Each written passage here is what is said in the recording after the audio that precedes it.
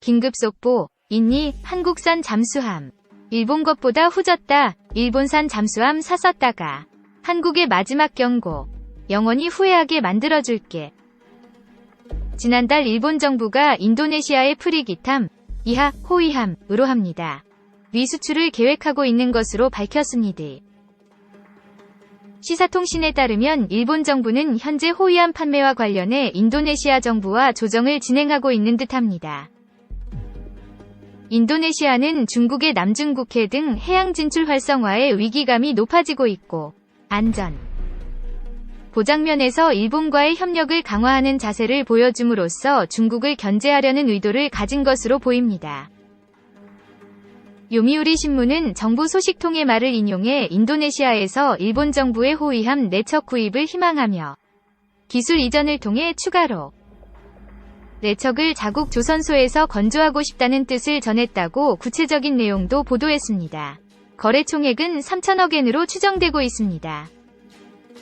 일본과 인도네시아 간 호위함 수출에 대한 물밑 접촉은 올해 9월부터 시작된 것으로 보입니다. 9월 일본 해상자위대의 고위 관료들과 미쓰비시 중공업의 경영진들이 인도네시아를 친선 방문했었고 10월에는 스가 총리의 인도네시아 방문 시 일본의 무기 기술 이전에 대한 협의가 있었습니다.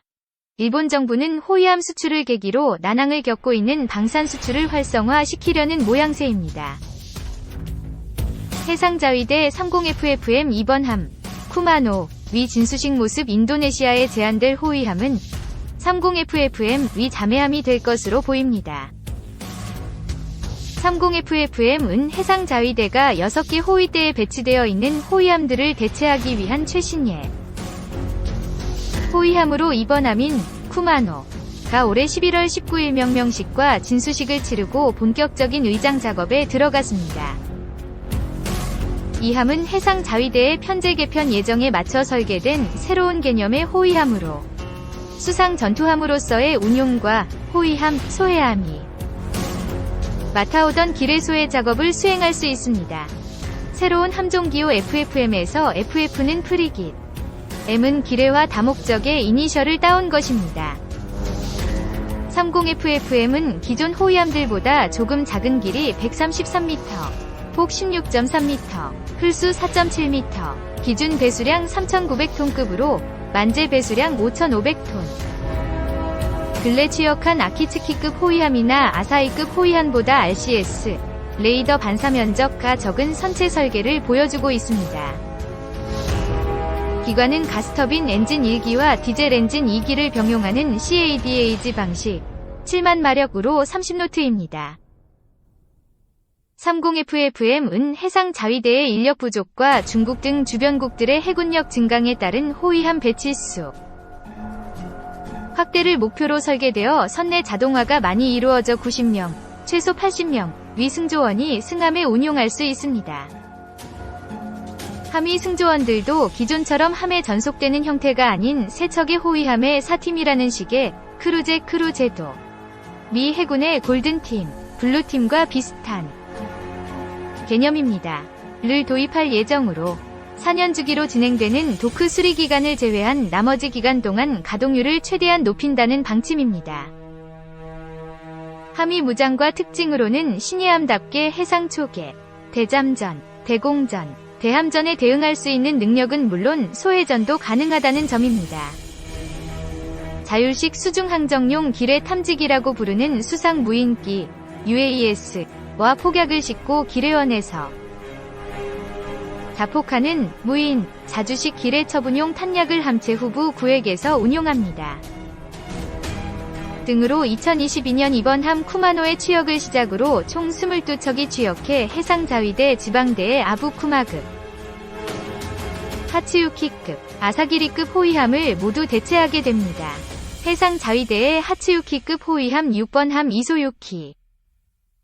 일본은 원칙적으로 일본 기업들의 방산 무기 수출을 금지하는 무기 3원칙을 2014년 방산 수출이 가능하도록 정한 방위장비 이전 3원칙으로 개정한 이래 많은 나라들과 방산 장비와 기술 이전 협정을 맺어왔습니다. 호주 해군의 잠수함 수주 시합에서는 경험 미숙으로 탈락했습니다만 그 후 2016년 필리핀이 일본 해상자위대가 사용하던 TC-90 구입하려고 하자 전향된 자세를 보여줍니다. TC-90은 미국 에어크래프트사의 터보프로 비즈니스기로 해상자위대는 개조해 항법 비행과 계기 비행용 훈련기로 사용합니다. 필리핀은 어떤 나라 때문에 남중국해에서 운용할 해상 초계기가 필요한 상황이었습니다. 필리핀 정부는 해상 자위대의 P-1 대잠 초계기가 배치되면서 퇴역하는 P-3C를 구입하고자 했지만 기체 운용에 돈이 많이 들고 정비 소요도 많은 P-3는 무리라고 판단해 포기하고 대신 운용비가 저렴한 해상 자위대의 TC-90 훈련기에 무상양도를 요청합니다. 하지만 당시 일본 재정법에 국유재산의 무상공여와 실제 거래 가격보다 낮게 판매하는 것을 금지하는 조항에 저촉되기 때문에 일본 정부는 저렴한 가격에 유상 대여라는 형태로 이 기를 필리핀에 대여하기로 합의합니다. 이 대여 기체들은 2017년 3월 말 필리핀에 도착해 필리핀 해군에서 운용을 시작합니다. 해상 자위대의 TC-90 훈련기. 한 달여 뒤인 2017년 5월, 일본 정부는 자위대법을 자위대가 사용하던 중고 장비의 무상 공여는 가능하다로 개정해 필리핀이 이미 유상 대여해갔던 이 기는 무상 공여로 소유권을 넘겨주고 추가로 3기의 TC-90을 무상 공여해줍니다. 그리고 올해 8월 필리핀은 경계관제 레이더 4세트 구입을 일본 미쓰비시사와 계약해 일본은 대전 후 최초의 완성품 방산 수출이라는 성과를 내게 됩니다. 만약 인도네시아가 일본 호위함 도입을 계약하게 되면 일본 방산 수출 최대 금액의 거래가 됩니다. 참고로 인도와 프랑스 간에 논의되고 있는 고인드급 초계함 구입 협상은 일본과 협의 중인 30FFM 구입 협상과는 다른 도입 사업입니다. 대체하려는 함정들이 다릅니다.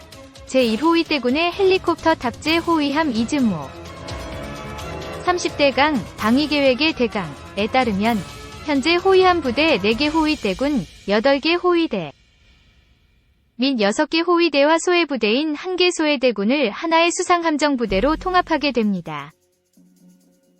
개편되는 편제는 호위함 부대로 4개 군, 8개 대와 호위함, 소해 함정부대로 2개 군, 13개 대를 보유하게 된다고 명시하고 있습니다.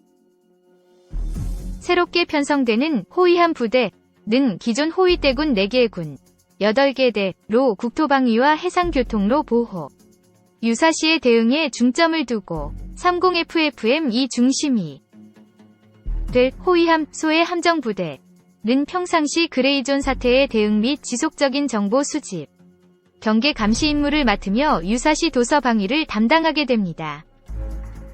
이에 따라 48척인 호위함 전력도 54척으로 증가하게 됩니다.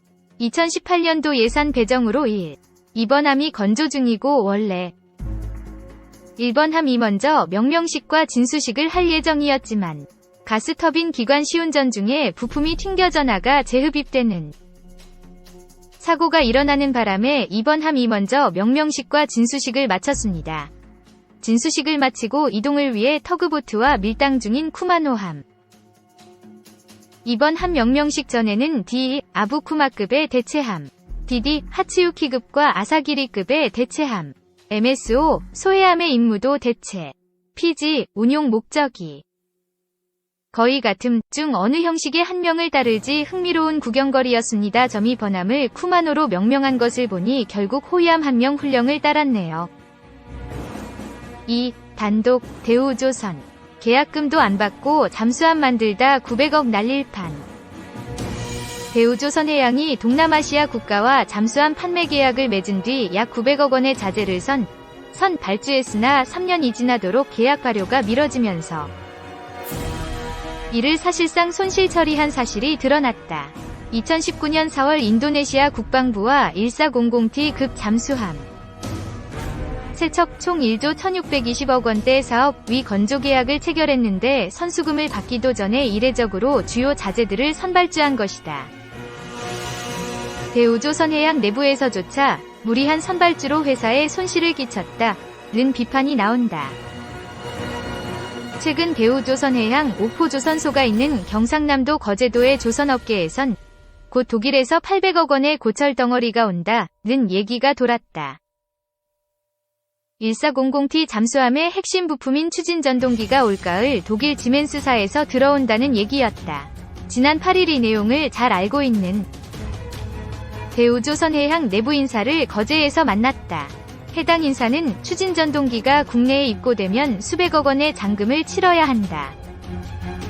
추진전동기를 보관할 장소도 없어 추가 비용을 내고 장소를 마련해야 하고 여의치 않으면 별도의 비용을 내고 폐기해야 한다고 말했다. 국민의힘 강민국 의원실을 통해 대우조선해양의 대주주인 KDB산업은행에 해당 내용을 질의했더니 지난 12일 자료와 답이 왔다. 중앙일보가 입수한 산업은행 보고서, 대우조선해양의 인도네시아 잠수함 추진전동기 구매 관련 진행 경과 및 현재 상황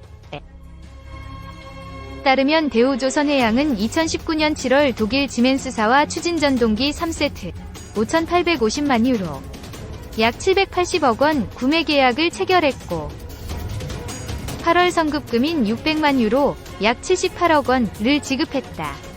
이 추진전동기는 올 10월 국내로 납품될 예정이다.